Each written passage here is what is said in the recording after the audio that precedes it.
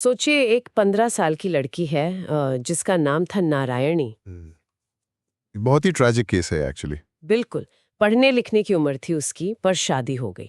और शादी के सिर्फ 3 महीने बाद एक एक्सीडेंट में स्नेक बाइट की वजह से उसके हस्बैंड की डेथ हो गई। और ट्रेजेडी सिर्फ वहाँ ख़त्म नहीं होती है नो। उस वक्त जब उसे सबसे ज़्यादा सहारे की ज़रूरत थी, उसके इन लॉज ने यानी उसके ससुराल वालों ने उसे तुरंत घर से निकाल दिया। राइट। एकदम रिश्ता तोड़ दिया। तो नारायणी बेचारी रोते हुए वापस अपने पेरेंट्स के पास आ गई। पर अच्छी बात ये थी कि उसके पेरेंट्स ने उसे पूरा सपोर्ट किया। हाँ, उन्होंने उसकी आगे की पढ़ाई करवाई और नारायणी ने भी बिल्कुल हार नहीं मानी। उसने बहुत मेहनत की, एक जॉब पकड़ी और धीरे धीरे वो एक स्कूल की प्रिंसिपल बन गई। ये अपने आप में एक बहुत इंस्पायरिंग स्टोरी है। उसने अपनी पूरी लाइफ की सेविंग्स और मेहनत से ऑलमोस्ट 5 करोड़ रुपए की एक सेल्फ अक्वायर्ड प्रॉपर्टी बनाई। पर फिर 65 की एज में उसकी डेथ हो गई। और वो भी बिना कोई वसीयत बनाए, यानी बिना विल के। एग्जैक्टली। अब यहाँ एक बेसिक कॉमन सेंस का सवाल उठता है कि उस 5 करोड़ की प्रॉपर्टी का आखिर क्या होगा? किसे मिलनी चाहिए वो प्रॉपर्टी? कोई भी आम इंसान यही सोचेगा ना कि उसके पेरेंट्स को मिलनी चाहिए जिन्होंने उसे उस बुरे वक्त में सपोर्ट किया, या फिर उसके भाई बहनों को। राइट। लेकिन कानून ने क्या किया? कानून के मुताबिक वो पूरी की पूरी 5 करोड़ की प्रॉपर्टी सीधे उन इन लॉज को दे दी गई जिन्होंने उसे 15 साल की उम्र में घर से धक्के मारकर निकाल दिया था। या उसके अपने खून के रिश्तों को लिटरली एक फूटी कौड़ी नहीं मिली। वेट, ये सुनकर किसी का भी दिमाग घूम सकता है यार। ये कोई फिक्शनल कहानी नहीं है ना? नहीं नहीं, बिल्कुल नहीं। ये 2009 का सुप्रीम कोर्ट का एक एक्चुअल लैंडमार्क जजमेंट है, ओम प्रकाश वर्सेस राधाचरण। ऐसा कैसा कानून है जो बेसिक जस्टिस और कॉमन सेंस के इतना खिलाफ जाता है? ये बहुत ब्रूटल लगता है। ब्रूटल तो है, पर रियलिटी यही है कि जब प्रॉपर्टी, वेल्थ और डेथ का इंटरसेक्शन आता है ना, तो इमोशंस पीछे छूट जाते हैं। और जो बचता है वो है एक सदियों पुराना कॉम्प्लेक्स लीगल फ्रेमवर्क। और इस डीप डाइव का हमारा मिशन यही है। हम हिंदू सक्सेशन एक्ट 1956 के इस कॉम्प्लेक्स मेज को, इस भूल भुलैया को आज डीकोड करने वाले हैं। एग्जैक्टली। हम समझेंगे कि ये कानूनी मैथ आखिर काम कैसे करता है, मिताक्षरा लॉ क्या है, पुश्तैनी प्रॉपर्टी का बंटवारा कैसे होता है, और मेल्स और फीमेल्स के लिए रूल्स इतने अलग क्यों हैं। प्लस वो 2005 का हिस्टोरिकल अमेंडमेंट जिसने इस हजारों साल पुराने पेट्रियार्कल सिस्टम को पूरी तरह से हिलाकर रख दिया। ये सिर्फ रूल्स की लिस्ट नहीं है। नहीं, बिल्कुल नहीं। ये कानून के पीछे छुपी सोसाइटी की सोच और कुछ ऐसी कानूनी गलतियों की कहानी है जो किसी को भी हैरान कर सकती हैं। तो चलिए शुरुआत करते हैं। राइट। तो सबसे पहले फाउंडेशन सेट करते हैं। सक्सेशन या विरासत को समझने से पहले ये जानना जरूरी है कि हिंदू लॉ में प्रॉपर्टी आखिर कितने टाइप्स की होती है। बेसिकली इंडियन कानून प्रॉपर्टी को दो क्लियर हिस्सों में बांटता है। एक है एंसेस्ट्रल प्रॉपर्टी और दूसरी है सेल्फ एक्वायर्ड प्रॉपर्टी। अच्छा, तो एंसेस्ट्रल प्रॉपर्टी वही ना जिसे हम आम भाषा में पुश्तैनी जमीन कहते हैं? हाँ, पर इसका कॉन्सेप्ट थोड़ा टेक्निकली स्ट्रिक्ट है। कानून कहता है कि जो प्रॉपर्टी एक मेल हिंदू को अपने पिता, दादा या परदादा यानी फादर, ग्रैंडफादर या ग्रेट ग्रैंडफादर से मिलती है, सिर्फ वही एंसेस्ट्रल प्रॉपर्टी कहलाती है। वेट, अगर किसी को प्रॉपर्टी अपने नाना से मिली हो तो, यानी मैटरनल ग्रैंडफादर से? टेक्निकल टर्म्स में वो एंसेस्ट्रल नहीं मानी जाएगी, वो स्ट्रिक्टली पैटर्नल लाइन में होनी चाहिए। ओह अच्छा। और सेल्फ एक्वायर्ड प्रॉपर्टी क्या होती है? वो आसान है। ये वो प्रॉपर्टी है जो एक इंसान ने अपनी खुद की मेहनत की कमाई से खरीदी हो या फिर किसी ऐसे रिश्तेदार से इनहेरिट की हो जो उन 3 पैटर्नल एंसेस्टर्स की लिस्ट में नहीं आते। Right, I get it. और इस पर तो इंसान का पूरा हक होता है होगा ना? एब्सोल्यूट हक होता है, कोई दूसरा उसमें हिस्सा नहीं मांग सकता। आप जब चाहें इसे बेच सकते हैं, दान कर सकते हैं या अपनी मर्जी से किसी के भी नाम विल बना सकते हैं। तो बेसिकली सारा जो ड्रामा है, सारी कॉम्प्लेक्सिटी, वो उस पुश्तैनी प्रॉपर्टी से शुरू होती है। और यहाँ एक बड़ा हैवी वर्ड आता है, कोपासनरी। हाँ, कोपासनरी।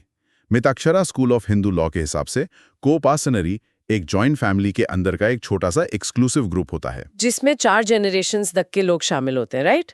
परदादा, दादा, पिता और बेटा। एग्जैक्टली। और इस ग्रुप की सबसे फैसिनेटिंग और थोड़ी अजीब बात यह है कि इसमें प्रॉपर्टी पर किसी का हक उसके पैदा होते ही फिक्स हो जाता है। मतलब जन्म से ही आपको किसी के मरने का इंतजार नहीं करना पड़ता प्रॉपर्टी मिलने के लिए? बिल्कुल नहीं। आप पैदा हुए और लीगली उस खानदानी प्रॉपर्टी के हिस्सेदार बन गए। वाओ। लेकिन एक जॉइंट फैमिली में किसको कितना हिस्सा मिलेगा ये कैसे पता चलता है? आई मीन अगर 50 लोग हैं फैमिली में। उसके लिए यूनिटी ऑफ ओनरशिप को समझना होगा। जब तक जॉइंट फैमिली अनडिवाइडेड है, आप ये नहीं कह सकते कि इस 100 एकड़ जमीन में से एग्जैक्टली 25 एकड़ मेरी है। अच्छा, pizza party, I like where this is going. सोचिए, एक टेबल पर एक बड़ा सा पिज्जा रखा है। ये पिज्जा है आपकी एंसेस्ट्रल प्रॉपर्टी। फैमिली के हर मेंबर का इस पिज्जा पर हक है। ओके, तो अगर फैमिली में कोई नया बच्चा पैदा होता है तो टेबल पर एक नए मेंबर की कुर्सी लग जाती है। एग्जैक्टली और जब नया मेंबर आएगा तो हर इंसान के हिस्से में आने वाले पिज्जा का स्लाइस थोड़ा छोटा हो जाएगा। और वहीं अगर किसी की डेथ हो जाती है तो एक कुर्सी कम हो गई तो बचे हुए लोगों का स्लाइस अचानक से बड़ा हो गया। बिल्कुल। कानूनी भाषा में इस कॉन्सेप्ट को फ्लक्चुएटिंग इंटरेस्ट कहते हैं। आपका हिस्सा कभी फ्रीज नहीं होता, वो बर्थ और डेथ के हिसाब से बदलता रहता है। तो ये फ्लक्चुएशन रुकता कब है? आई मीन कभी तो बंटवारा होता होगा ना? हाँ, बंटवारा यानी पार्टीशन। जब पार्टीशन होता है तब फाइनली पता चलता है कि एक्चुअल स्लाइस कितना मिला। और कानून के हिसाब से पार्टीशन दो तरह का होता है, डे जूरे और डे फैक्टो। डे जूरे और डे फैक्टो। तो डे जूरे का क्या मतलब हुआ यहाँ? डे जुरे का मतलब है आपके इंटेंशन या आपके माइंडसेट का अलग होना। अगर एक को पार्टनर ने क्लियर इंटेंशन दिखा दी कि वो अब इस जॉइंट फैमिली का हिस्सा नहीं रहना चाहता, चाहे उसने लीगल नोटिस भेजा हो या कोर्ट में केस कर दिया हो। अच्छा, तो कानून की नजरों में उसका जॉइंट स्टेटस वहीं खत्म हो जाता है। वो बेसिकली अपना स्लाइस फ्रीज कर लेता है उसे एक मोमेंट पर। एग्जैक्टली। उसके बाद फैमिली में चाहे कोई पैदा हो या मरे, उसके हिस्से पर कोई फर्क नहीं पड़ेगा। और इस माइंडसेट वाले बंटवारे के बाद आता है डे फैक्टो पार्टीशन, जिसका मतलब है एक्चुअल में जमीन को नापकर ईंट की दीवार बनाकर बंटवारा करना। हाँ, जिसे लीगल लैंग्वेज में मीटर्स एंड बाउंड से डिवाइड करना कहते हैं। पर यार, कुछ चीजें ऐसी होती हैं जिनके टुकड़े नहीं किए जा सकते। जैसे अगर पुश्तैनी घर में एक ही कुआं हो या पूजा की मूर्तियां हो, एक कुएं को तो दो आंगन में नहीं बांट सकते ना। वहां पर प्रैक्टिकलिटी काम आती है। या तो फैमिली मेंबर्स इन इंडिविजिबल चीजों का इस्तेमाल टर्न्स में करते हैं बारी बारी से। अच्छा, या फिर कोई एक मेंबर उसे रख ले और बाकी लोगों को कैश में कॉम्पेंसेशन दे दे। बिल्कुल, ताकि उस एसेट की यूटिलिटी भी बची रहे और वैल्यू का फेयर डिवीजन भी हो जाए। ये सब सुनने में बहुत लॉजिकल और स्ट्रक्चर्ड लगता है, लेकिन यहाँ एक बहुत ही काली रियलिटी थी जिसे इग्नोर नहीं कर सकते। सदियों से इस खानदानी पिज्जा पार्टी में सिर्फ मेल्स को ही एंट्री मिलती थी। राइट। बिटिया इस कोपार्सनरी का हिस्सा मानी नहीं जाती थी पहले। और इसके पीछे का लॉजिक प्योरली पेट्रियार्कल था ना, खेतीबाड़ी वाले समाज की सोच। हाँ, सोसाइटी का मेन फोकस था जमीन को एक ही परिवार के सरनेम और खून की लाइन में बनाए रखना। अगर बेटी को जमीन दी तो शादी के बाद वो दूसरे गांव, दूसरे सरनेम में चली जाएगी। इस डर की वजह से महिलाओं को प्रॉपर्टी राइट से हमेशा दूर रखा गया। लेकिन फिर साल 2005 में एक कानूनी भूकंप आया, हिंदू सक्सेशन अमेंडमेंट एक्ट 2005। ओह, ये इंडियन फैमिली लॉ के इतिहास का एक क्रांतिकारी बदलाव था। इसने सैकड़ों साल पुराने सेक्शन 6 को बदल कर रख दिया। इस अमेंडमेंट ने साफ डिक्लेयर कर दिया कि अब बेटियां भी जन्म से ही बिल्कुल बेटों की तरह को पार्टनर्स मानी जाएंगी। एब्सोल्युटली। उनके पास प्रॉपर्टी में उतना ही हक होंगे और फैमिली कर्जे चुकाने की उतनी ही जिम्मेदारी होगी। बेटी अब पार्टीशन डिमांड कर सकती थी। ये इक्वालिटी की तरफ सच में एक मॉन्यूमेंटल कदम था। और इस अमेंडमेंट ने ना एक और बहुत बड़ी पुरानी प्रैक्टिस को खत्म किया, सर्वाइवरशिप। हाँ, सर्वाइवरशिप एक तरह से लास्ट मैन स्टैंडिंग गेम जैसा था। पहले अगर मेल को पार्टनर की डेथ होती थी तो उसकी प्रॉपर्टी उसकी विडो या बेटियों को नहीं मिलती थी, बल्कि वो प्रॉपर्टी ऑटोमेटिकली बचे हुए मेल मेंबर्स में बढ़ जाती थी। मतलब जो जिंदा रहा वो अमीर होता गया। एग्जैक्टली। तो 2005 ने इस सिस्टम को कंप्लीटली अबॉलिश कर दिया। पर एक प्रॉब्लम थी, जब तक पार्टीशन नहीं हुआ तब तक हिस्सा तो पता ही नहीं होता, तो मरने वाले का शेयर कैसे निकालेंगे? उसके लिए कानून ने एक माइंड ब्लोइंग फिक्शन निकाला, जैसे नोशनल पार्टीशन कहते हैं ना। You got it. कानून प्रैक्टिकली एक स्टॉपवॉच की तरह टाइम को फ्रीज करता है।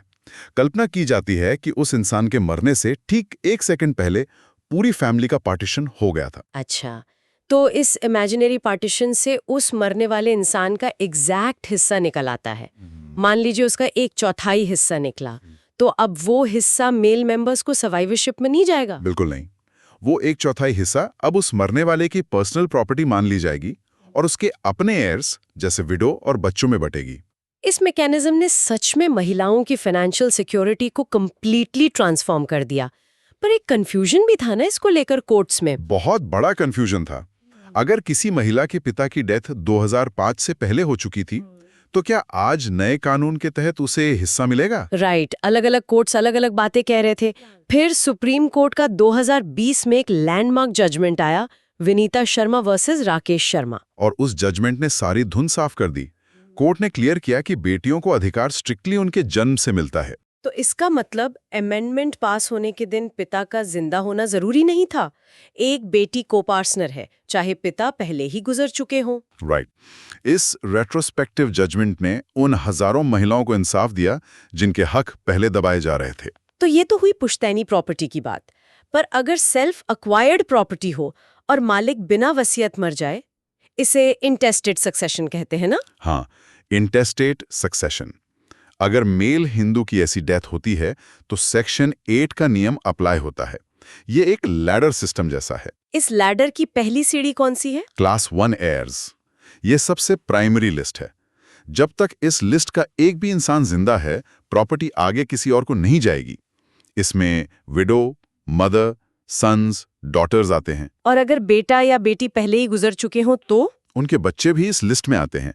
यहाँ एक मैथमेटिकल रूल भी है ना, पर कैपिटा और पर स्टेप्स। बिल्कुल, इसे एक पेड़ या ट्री से समझते हैं। मान लीजिए एक इंसान की डेथ हुई, पीछे उसकी विडो है, एक बेटा है और एक गुजर चुकी बेटी के 2 बच्चे हैं। ओके, तो पर कैपिटा के हिसाब से पहले ब्रांचेस में इक्वल डिवीजन होगा, यानी 3 हिस्से, एक विडो को, एक जिंदा बेटे को और एक बेटी वाली ब्रांच को। राइट। और अब पर स्टेप्स आएगा। वो बेटी वाला जो 1/3 हिस्सा था, वो उसके दोनों बच्चों में बराबर बढ़ जाएगा, ताकि किसी भी जनरेशन के साथ नाइंसाफी ना हो। Make sense.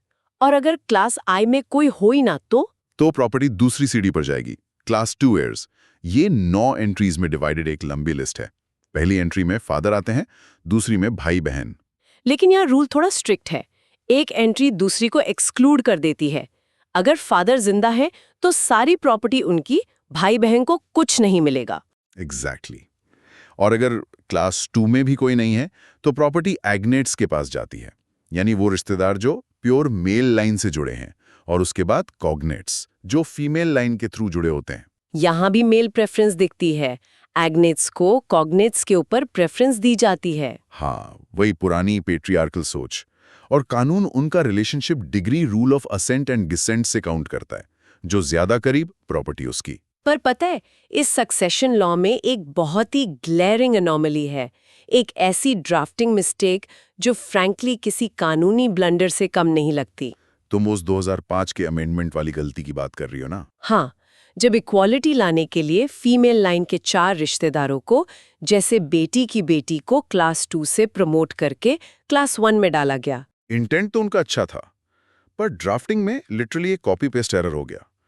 उन्हें क्लास आई में डाल तो दिया, पर क्लास 2 से डिलीट करना भूल गए। सोचो, आज कानूनी किताबों में एक ही इंसान 2 अलग-अलग कैटेगरीज में मौजूद है। और उससे भी बड़ी बात, उनके मेल काउंटरपार्ट्स, जैसे बेटी के बेटे का बेटा, उन्हें प्रमोट ही नहीं किया। वो आज भी क्लास 2 में है। ये सच्चाई है। एक तरफ हम इक्वालिटी की बात करते हैं और दूसरी तरफ कानून खुद उन्हें जेंडर के बेसिस पर अलग-अलग कैटेगरीज में रखता है। और रूल्स फॉर फीमेल्स तो इससे भी ज्यादा अजीब है। अगर एक फीमेल हिंदू बिना वसीयत मर जाए तो सेक्शन 15 अप्लाई होता है, जो हमने शुरू में नारायणी की कहानी सुनी थी। हाँ, वहाँ जनरल रूल ये है कि प्रॉपर्टी सबसे पहले उसके चिल्ड्रन और हस्बैंड को मिलती है। लेकिन अगर दोनों नहीं हैं, तो प्रॉपर्टी उसके अपने माता पिता को नहीं मिलती, वो जाती है हस्बैंड के एयर्स को, यानी सास, ससुर, जेठ, देवर। उसके अपने पेरेंट्स तीसरे नंबर पर आते हैं। ओम प्रकाश वर्सेस राधाचरण केस में सुप्रीम कोर्ट ने ठीक यही किया, क्योंकि कानून में लिटरली यही लिखा है। इन लॉज ने उसे 15 साल की उम्र में निकाल दिया था, पर प्रॉपर्टी आखिर उन्हीं को मिली। ये इतना अनफेयर लगता है। एक औरत जो कंप्लीटली इंडिपेंडेंटली वेल्दी बनी, उसकी सारी मेहनत उस अब्यूसिव फैमिली को चली गई। उसमें एक एक्सेप्शन जरूर है, सोर्स बेस्ड एक्सेप्शन। अगर औरत को प्रॉपर्टी उसके पेरेंट्स से विरासत में मिली थी तो वो वापस उसके फादर के एयर्स को जाएगी, और अगर हस्बैंड से मिली थी तो वापस हस्बैंड के एयर्स को। पर सेल्फ एक्वायर्ड प्रॉपर्टी के केस में वो वापस हस्बैंड वाली डिफॉल्ट लिस्ट पर आ जाते हैं। ये आज के सोसाइटी के हिसाब से बहुत डिस्क्रिमिनेटरी है तो सही, पर कानून कुछ जगह पर स्ट्रिक्ट डिस्क्वालिफिकेशंस भी लगाता है। जैसा सेक्शन 25, मर्डरर का डिस्क्वालिफिकेशन। कस्तूरी देवी केस वाला, राइट? बेसिक जस्टिस कहता है कि कोई अपने क्राइम का फायदा नहीं उठा सकता। अगर किसी ने प्रॉपर्टी के लालच में मर्डर किया तो कानून उसे लीगल नॉन एग्जिस्टेंस की सजा देता है। कानून मान लेता है कि वो मुजरिम उस फैमिली ट्री में है ही नहीं, वो कानूनी तौर पर मर चुका है। वाओ, सीधा आगे वाले हेयर को प्रमोट कर देते हैं। और वो रिलीजन कन्वर्शन वाला क्या रूल है?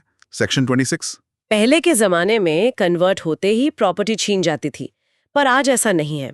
अगर आप अपना रिलीजन चेंज करते हैं तो आपको अपना हिस्सा जरूर मिलेगा। लेकिन इसमें एक कैच है ना, कन्वर्ट होने के बाद जो बच्चे पैदा होंगे उन्हें हिंदू प्रॉपर्टी इनहेरिट करने का अधिकार नहीं होगा। एग्जैक्टली जब तक कि इनहेरिटेंस के टाइम तक उन बच्चों ने वापस हिंदू रिलीजन अपनाना लिया हो। ये रूल खून और फेथ को एक अजीब बैलेंस में रखता है। वैसे एक अच्छी बात यह है कि पुराने कानून में जो लेप्रेसी या मेंटली इल होने पर प्रॉपर्टी छीन जाती थी वो अब हटा दिया गया है। हाँ, और 2005 में उस पुराने सेक्शन 24 को भी हटा दिया, जिससे विडो रीमैरिज पर प्रॉपर्टी छीन जाती थी। एक और थोड़ी डार्क सिचुएशन है। मान लो पिता और बेटा गाड़ी में जा रहे हैं और कार क्रैश हो जाता है। दोनों की एक साथ डेथ हो जाती है और कोई आई विटनेस नहीं है। ऐसे साइमल्टेनियस डेथ्स वाले केस सच में कॉम्प्लेक्स होते हैं। किसकी प्रॉपर्टी किसके पास जाएगी ये डिसाइड करना लगभग नामुमकिन हो जाता। इसके लिए सेक्शन 21 का प्रिजम्पशन यूज होता है ना। कानून अज्यूम कर लेता है कि जो उम्र में बड़ा था उसकी डेथ पहले हुई होगी। बिल्कुल, इस प्रैक्टिकल अजम्पशन के बिना इन ट्रैजिक केसेस में डिस्ट्रीब्यूशन हो ही नहीं पाता।